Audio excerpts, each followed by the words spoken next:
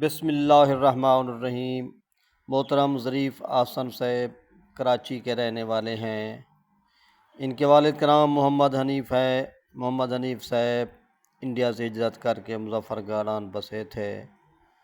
Zarif آسن کی پیدائش یہیں کی ہے۔ یہ کچھ عرصہ یہاں رہے، پھر کراچی چلے گئے۔ ان کے ماموں جناب محمود اختر خان صاحب بہت بڑے محقق اور ادیب ہیں۔ اللہ تعالیٰ ان سب پر رحم و کرم فرمائے۔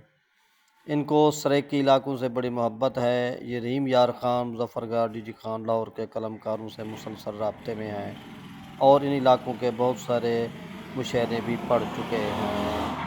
محمود اختر خان کے یہ بھانجے علاقے کے سب قلمکاروں کو، خاص طور پہ ڈیرہ غازی خان ڈویژن کے سب قلمکاروں سے واقف بھی ہیں اور ملاقاتیں بھی ہیں۔ میرے گاؤں نوتک میں بھی تشریف لائے تھے۔ نوتک، چوٹی اور مختلف علاقوں میں ہم سے ملاقاتیں کر چکے ہیں۔ اس شاعر کی بعض کتابوں کے نام یہ ہیں: موسم موسم ملتے تھے، موسم موسم ملدے ساں۔